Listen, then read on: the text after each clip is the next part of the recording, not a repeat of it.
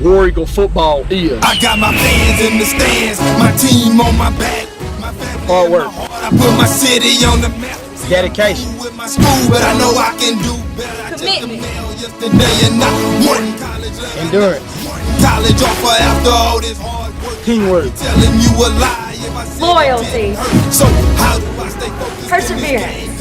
Life, and do I have a fair chance when the world's so shite? See, we all pay a price. I got some things on my mind, but I need to regain my self-discipline. It's game time. Give all, leave nothing. Responsibility. I gotta choose. Clear eyes. Leadership. I can't lose. Faith. Belief. Training. Trust. Loyalty. Success. Victory.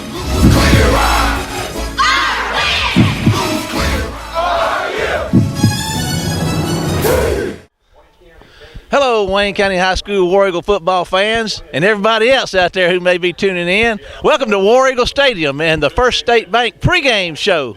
I got K-Dog, Kebney, Kenny Odom over here in the machine, the godfather of Wayne County information, Paul King from the Wayne County News, and we're ready for some football this Friday night as the Laurel Golden Tornadoes come to town. Paul, this should be a good one. Yeah, I mean, it really should, and if you can't get excited about this one, you might as well go down Fairview, make a left, and just get embalmed because you're dead. And, I mean, it's two good rivals close together playing for basically to stay in first place in the district and look for Laurel to do a lot of unique stuff on offense and look for Wayne County to possibly pull some things out. I think at times you're going to see Wayne County's defense drop 7, maybe even 8 to stop that passing attack. And Laurel's Todd Breland's got a bag of tricks. He's like Felix the Cat. I mean, he's got a ton of tricks. So look for something early to be an exciting trick play. I know it's something Kenny's looking forward to. Kenny, it's interesting. You know, we talk about Todd Breland. He coached here at Wayne County. Great relationship with the folks here in Wayne County, with the coaching staff here. You got Tracy Pound-Lampley over there on the sidelines and coaching for Laurel, and it's just a lot of close ties here in this one. Oh yeah, it's hard. I mean, it's competition, but it's hard. These coaches are like mafia deans. I mean, they all gang up and form cartels, and you'll see that there'll be some that'll play each other, and there'll be some that won't. And this is one of those that's going to be pretty tough. You know, Todd, very successful here when he was coordinator here at Wayne County, and of course Pound played. And of course they'll be on what used to be the old home side, so that may help them some. But yeah, it's tough because the towns are close together. There's a lot of competition, rivalry between Wayne County and Jones County. You got 4 schools over there, just 1 school here, and we played all of them at some point or another. But we're going to look at a football team tonight that Todd has done an extremely good job in coaching, and that's Todd Breland, by the way. And he's taken a bunch of young athletes, and he's got them playing together. And you look at them on film, and you're trying to find that place where maybe you can work that little wedge in, find that weakness. And for a young football team, there's just not much room there. Big, tall, athletic receivers, athletic quarterback, defensively. You just look up and look out. That's all you can do because they're going to come after you. Paul, you talked about the bag of tricks, and I guess the biggest trick in that bag is a 6'4", 230-pound receiver that he may not have blazing speed, but he sure looks like a load to try to tackle, and he doesn't miss many that are thrown his way. No, I mean, he catches everything, but Coach Breland and his staff, they put him in good positions. I mean, something that was on the film this week, they'd line up in a trips position, leave one in to block, send him out. They do another guy would drop back. They do throwback passing and throw it to him. So they put him. They realize his athletic ability, his potential, and then they do everything much like what Breland did with Tracy Lampley over here. Put him in good positions, get him in space, and let him do what he does. And having Tracy over there helps because he can explain to the young kids, this is what Breland did with me, and look at what happened. So you need to listen to him because he knows his stuff. Anything else to close this part of our First State Bank pregame show out? It's going to be interesting. This one will not be a boring football game, and if you aren't here and could have been here, shame on you, because you can watch it all you want to. There's nothing like being here live, and I think if by the time the dust settles tonight, of course, first place I think will be pretty much settled. West still has a little say in it, but I think overall tonight the team that leaves here is pretty much going to coast on into first place. Well, that's going to take this care of this part of our First State Bank pregame show. We're going to take a break and be back with the head coach of the War Eagles, Todd Mangum, after this word. Everybody thinks it's best to be the biggest, so they try to outdo all the rest. Don't let our size fool you. We're big on technology. With us, you get the best of both worlds. Small town, first name friendly personal service and the high-tech convenience of online services. First State Bank, member FDIC and an equal housing lender. We're big on you. We're just a small town community bank, but we're big on you.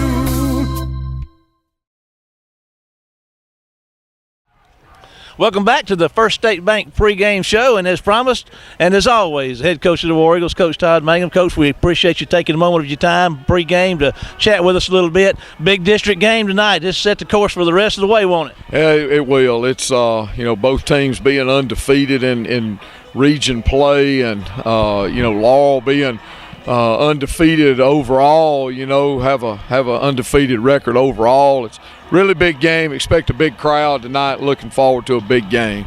Last week we faced that bunch from Pearl River Central, and offensively that we talked a lot about what they do, but my goodness, what a change in the way things happen. But you got to get ready for this offense from Laurel. Yeah, no doubt. We go from being able to play a game last week. We could have probably played it in a basketball gym, and today, tonight, the field. We could play this one in Canada where the field is wider and longer. So it's a complete 180 from what we faced last week. Defensively, what are you going to have to do to slow down that passing game of the Tornadoes? Well, we got to minimize big plays. Marshall, they're a big play offense. We probably got a core of receivers that we hadn't seen a group like this.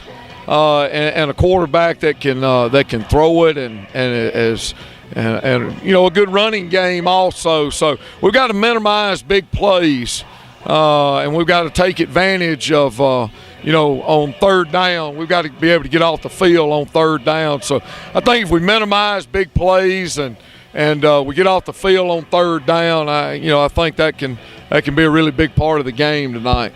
Let's look at you offensively now. I don't know really a whole lot about their defense, but what do you see from their defense that you've got to specifically address tonight? Well, we've got to be able to run the football. That's against anybody. We were able to do that last week. Had two guys at quarterback. Hodo and Dallas had 400 yards between them. So be able to run the football and protect David when we throw the football, because they're gonna blitz and give us a lot of different looks in the secondary and everything. So but it all boils down to number one is we got to take care of the ball, Marshall. We can't give them any added possessions. We've got to limit their possessions, and we do that by taking care of the ball. Coach, we wish you luck tonight. As always, thank you for your time. We're going to take a break and be back with Wayne County High School War Eagle football after this word. I'm a beast. Yeah, I'm in my own zone. It's beast mode time, so go hard or go home. I'm a beast. Yeah, I got it on my mind. See, I came here to shine, so let's get it on the grind. I'm a beast. Yeah, I'm in my own zone. It's beast mode time, so go hard or go home. I'm a beast. Yeah, I got it on my mind. See, I came here to shine, so let's get it on the grind. Step up in the building, swagger on point, right? Put your seatbelt on, cause it's gonna be a long night. It's gonna be a long fight, but then again, maybe not, cause I stepped in my zone when I put into the parking lot. I'm about to get it in. Yeah, I got it on my mind. Let's end this thing in regulation. I ain't thinking overtime, cause I didn't work overtime, and I ain't trying to overgrind. I transform the beast mode just like overtime, and I ain't trying to overgrind. I transform the beast mode just like I came here to ball hard. I love this game, it's all I got. That's why I'm going all out and give it everything I got. Yeah, I give it all I got as if it was my only shot. I play the game to win to the end until I pass out, whichever just might come first. Quitting's never on my mind. I put my heart in this, that's why I lay it all on the line. So look me in the eyes, please don't be surprised that I push it to the limit or until I reach the prize, cause I'm a beast. Yeah, I'm in my own zone. It's beast mode time, so go hard or go home. I'm a beast. The food at Pops is better than ever, and here's why. How are we doing today, guys? I'm the new kitchen manager. My name is Roger Raines here at Pop's Seafood and Steakhouse on Highway 84. We would like to welcome you guys to come back and see us again. We'll do our best to make sure that your visit here is a guarantee and that we have the best food possible. Hi, I'm Kay Beasley. I'm over the waitress staff at Pops. We got a good waitress. We'd like to welcome y'all to come out and we'll give y'all the best service possible. Come see us Thursday through Sunday for lunch and dinner. Okay, we're closing down on this pregame between for the contest tonight between your War Eagles and the undefeated Tornadoes of Laurel. Getting ready for our captains to make their way out on the field. The Jarvis Chambers, Nathaniel Smith, and Hayden Shelby, number 43, are captains for Wayne County tonight. And number 54, Cameron Roberts. Captains for Wayne County, number 16, Jarvis Chambers, number 43, Hayden Shelby, and number 72. Making their way out, and I believe we got a special guest out there tonight, Laurel to be making the coin toss tonight. One of our own, Laurel Poe. Laurel is a 2-foot veteran for the Wayne County High School War Eagles in football and basketball from 2001 to 2004. While at Wayne County High School, Jarrell totaled 225 tackles and 30. Big Jarrell, it's good to see him back out there on the Wayne County gridiron. Imagine we could use him before the night's going to be over, but we ain't going to have him, are we? I would thought it'd be good to put him in a uniform. He might have 2 years eligibility left. Look how he stacks up out there on that screen against those kids. He's a big man. Had a great career here, and he did play at Ole Miss and then with the Kansas City Chiefs, and he's with us tonight. The coin toss has been made, and let's see what has happened. Tonight, it looks like Laurel has won the toss. This is the first one in three attempts that Wayne County hadn't won. So that's a little change tonight. Wayne County is going to take get the opening kickoff. We're going to sit here and watch the affairs as the teams get ready to run on and let it take care of itself. When we learn that, when we start losing stuff, you find out license regulations. So is football. Because in either game, like for football, the margin for error is so small. I mean, 1/2 step too late or too early, you don't quite make it. 1/2 second too slow, too fast, you don't quite catch it. The inches we need are everywhere around us. They're in every break of the game, every minute, every second. On this team, we fight for that inch.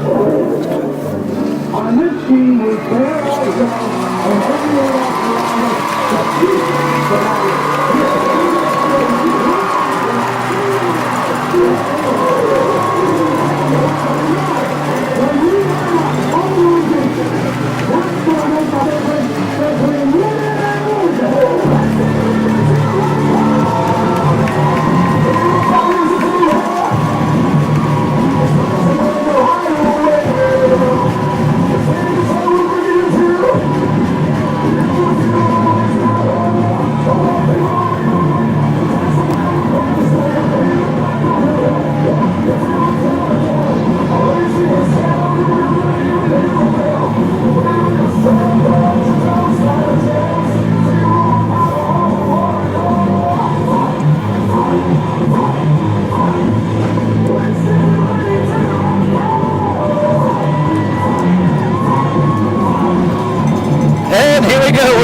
Wayne County is going to be receiving. Wayne County comes in on the year with a 23 first downs per game, 236 rushing yards per game.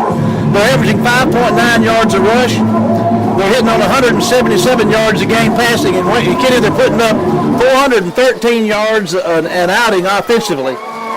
They've been penalized for 61 yards. They got 102 return yards, and they're putting up 43 points a game. That's what we're going to see starting this game with Hodo and company as our offense takes the field after this kickoff right here. Looks like we've got, see if we can get the guys back for you. I imagine DJ's back there and maybe Pinnell's back there, and there's going to be the kick, and it's going to be caught for a fair catch down there inside the 20-yard line. So Wayne County's going to put the ball in play just inside the 20. So here comes Hodo and company. McGill in 57 and Washington 51 will be up front for Wayne County. Zachary Henderson will be your center, 54. 72 Nathaniel Smith and 58 Daniels are your front line, the offensive line for Wayne County. DJ Sims is in the backfield with Hodo, 1st and 10, and trips right, a single guy out left for Hodo. Let's see what Wayne County does. They're going to make a quick pass out here, going to try to, and they have to get on his horse and throw one out here to file on, make sketch, and they're going to tackle him hard for a very short gain. Hodo had a lot of time to throw, Kenny. Well, he did. Law got a little pressure on him right there at the end, but Philo just couldn't get his motor going and get upfield, so a very short gain, about a yard. Chambers is left along Courtland Sims, 21 and 22 foul line. Ramey, number 4, is out to the right side for Hodo. There's going to be a snap and hand off to DJ, and here he goes. He's got some room, running hard out to the 35-yard line. First down, Wayne County. Well, with a 3-man front, 3 linebackers, Marshall playing 2 guys wide out to cover our receivers. And DJ found a hole to the left side, nobody there in the white shirt. Trips right this time, single out left. Nice run there for DJ. DJ's our leading rusher. He comes in with 712 yards on the season.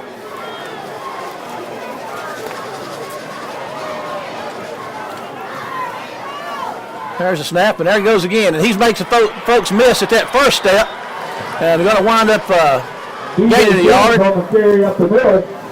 Law went back to a 4-man front, Marshall, and had a lot of penetration that time. We didn't do a very good job of sealing that off. And he still managed to pick up 2 yards. Got two receivers both ways now. They're going to balance it out here out wide on each side. Hodo's going to look to throw. Going to fire one out there. Fileon's going to make the catch, and they're going to stick him, but he doesn't go down. Keeps fighting, but he's going to have a nice gain, though. He's going to have a nice gain regardless. There was a lot of fanfare after the contact, but his forward progress gets him in pretty good stead. Well, it's going to bring up about a 3 and 3rd and about 3, long 4 maybe, or it looks like 3rd and 4. Backs to trip right. Back to trips right, that is. Hodo's looking to throw. There's Filon. Oh, over his head. Went through 2 defenders. That was, trying to get Filon on the little, out there about it would have been a first down, but he went through his hands a little high and a little heavy for him, a little hard for him, and Wayne County really dodged a bullet there with 2 defenders from Wall having a chance to catch that thing.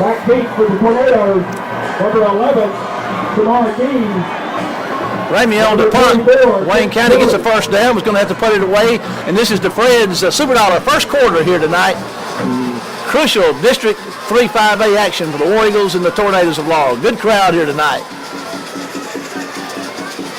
Roney gets a good snap. Got some time. He's going to put a foot in. He gets a nice high punt. This goes inside the 20. You got coverage down there, and that's going to be a good one for Wayne County, as they're going to go out of bounds at about the 10-yard line. That's about as fine a punt as I've seen Wayne County get in quite some time. 47 yards. That's a good one. Tornadoes do start the drive, first down and 10 yards to go from their own 10. We got that high-powered offense of Laurel backed up deep in their own territory, Kenny, and that's a good thing from what we've seen. They are explosive. Oh, they are. I tell you what, they get off the ball so quickly. And they've got some great athletes around it, too.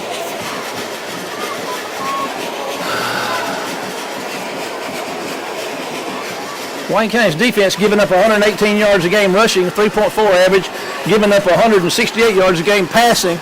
That'll be tested tonight. There's some time and a throw and a catch out there. They're going to get him after about a 4-yard gain, so it'll be second down for the Tornadoes. Keon Howard pass complete to number 13, Taekwon Ulmer on the play. Keon Howard quarterback. Keon's a 52% completion guy, but Kenny's got 18 TDs against 8 picks. So he's heavy on the TD side and got a big wideout in Octavius Cooler. There's some time to throw in a pass, and it's caught at the 20-yard line, going to be a first down. And that's caught by number 7 of the Tornadoes. Omar Bayless. Bayless has got 25 catches on the year. He's got 3 TDs, and he's averaging 21 yards a catch.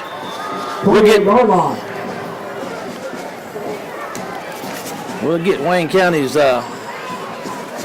defensive folks for you here in a second. Trips left and Wayne County's going to jump off sides. Up front, we got Benito Jones, number 95, Jaquan White, 50, Ronald Ollie, number 90. The linebacker, we got Jamal Poe, 32, 43, Hayden Shelby. We've got Kendrick Parker and Denzel Bonner out there. Trayvon Lofton, 36.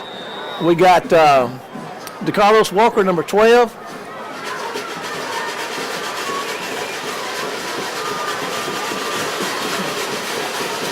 Back to throwing some time, and there's a pitch, and it's going to be dropped out there just across the 35-yard line. Quadarius Pinnell, 23, is out there on defense for Wayne County. I believe that's got our defensive starters for you. 44, Denzel Bonner on the coverage for the War Eagles. Setting up a second down and 5 yards to go.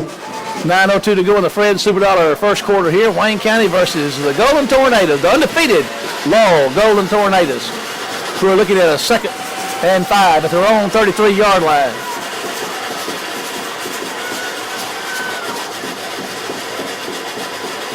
And there's some movement. That's probably going to cost them 5. Wayne County's given up 14 first downs a game. As I said, they're giving up 286 yards total offensive game. False start against the Tornadoes. 5-yard penalty. Replay, second down. I'll make it 2nd and 10. That's good. You good.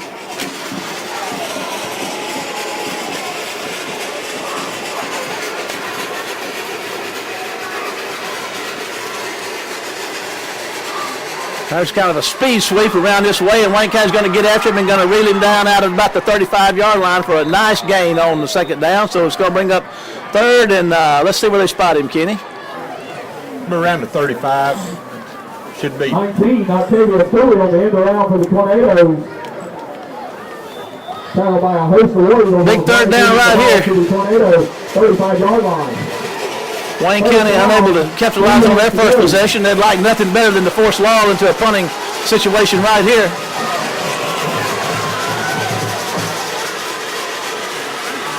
Inside 10 seconds on a 25-second clock. Laurel coach Todd Breland is calling his plays in there, and here they go.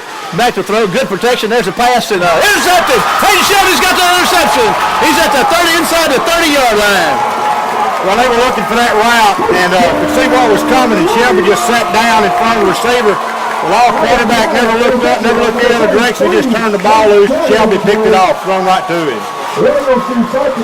So Wayne County is in business with the pick. Wayne County comes in tonight with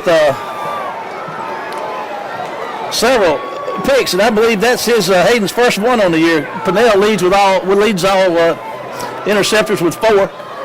But that one goes to 43, the senior, Hayden Shelby. Wayne County's in business inside the 30-yard line. There's a snap. There's a handoff up the middle. And there goes DJ running hard for a nice 2 or 3 yards on first down. Number 6, DJ Sims, the ball carrier up the middle. Just a basic dive play, straight ahead blocking. Nothing real fancy about it. Langston Evans. Pick up 2 yards on the play. But we're going to need a little more than 2 yards on first down, Mark. And there he goes with a little more than 2 yards. Running hard, refusing to go down, and gets close to the 20-yard line. Going to bring up 3rd and a manageable 2 or 3, Kenny. Yeah, it should be a 3rd and about 1. Not made by 20 to Dale. But it's not. It's going to be a 3rd and 2. Moving the ball What it should be and what it is sometimes 2 different things.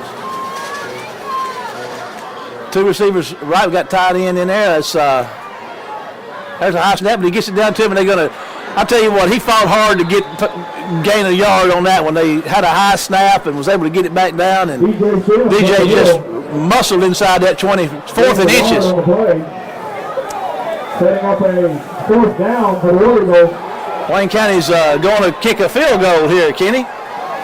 Well, it's a safe play. It's early in the ball game, and you want to try your best to get some points. We've had some success kicking, so, why not? I mean, it's nothing to lose here. You'll kick it from the 26. McCary's on to try a 35-yarder. Wayne County's going to take a timeout, Kenny. We're going to take a break, and we'll be back with more Fred Superdollar first quarter action after this word.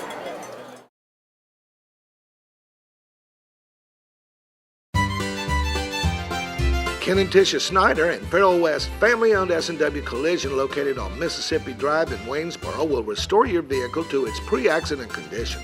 Let us take care of the details. We specialize in auto body collision repair.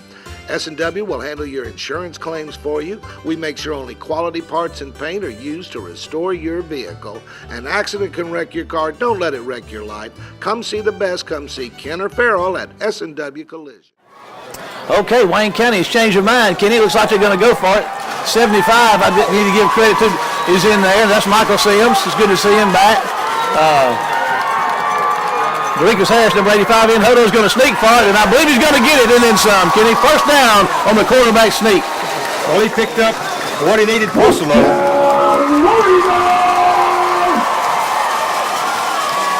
Gutsy call early in the ball game. Yes, it is.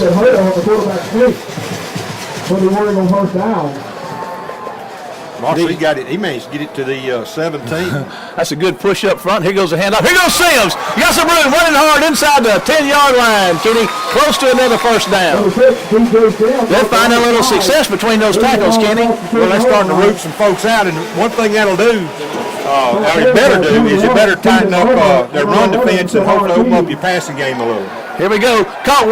Here goes DJ running hard. It's going to be a first and goal at least, maybe. Still on his feet. Touchdown. Touchdown, Wayne County.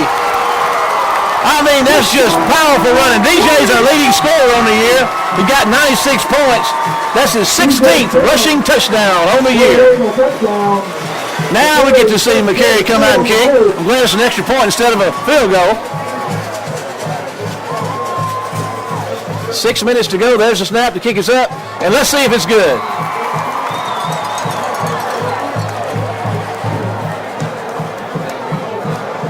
I don't know if he made that one. I got no signal. I don't know if that was good or not. I never did see the official. We'll just have to wait and see. Wayne County did get 6 points at least on the board.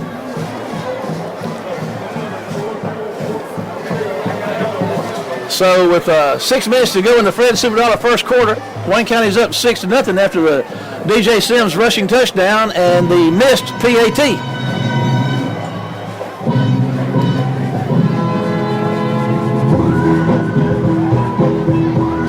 McCary will be able to kick it off.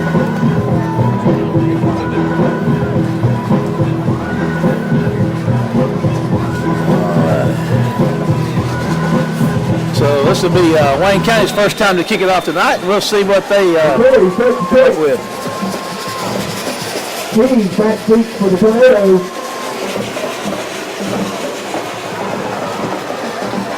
There's a kick and a catch and a bunch of coverage down there inside at the 34-yard line. A very quick fielded by number 5, DeMarcus Erickson. This has been a big ball game for both coaching staff. They've got a lot of close ties. And these guys get nervous a lot of times like this playing each other. It's just human nature. They get along so well and do so many things, so many connections. 3-man front. There's a handoff up the middle. And oh, that's going nowhere. Whoa, I took the fake, Kenny, and it did go somewhere. Big quarterback moves out around the left for a nice gain on first down. Good job of carrying out the fake. Yeah. Yeah, I took the fake, and I had them stopped short, but boy, was I wrong. It's going to bring up second about 3 for the Tornadoes at the 4, just across the their own 40-yard line. 3-man front for the War Eagles, still going with the starting 3. Trips doubles right and the single receiver left for Howard. That's going to be another. Puts the ball on the ground. Wayne County's got it. Big Ronald Wiley on the recovery. So Wayne County's back in business again. Well, Marshall, that's 2 turnovers. Back-to-back possessions for Laurel. And maybe Wayne County, they really need to take advantage of it right here. Yeah, Kenny, they were able to take advantage of that first one, even though they came up short on the PAT. But here they are back in business again with 5:45 to go in the Fred Superdollar first quarter. Tight end on the right side, 2 receivers left for Hodo. Timeout on the field. It is Laurel. Laurel takes a timeout, so we're going to take a timeout and be back as Wayne County leads 6-0, and once again are in Laurel territory. See you after the break.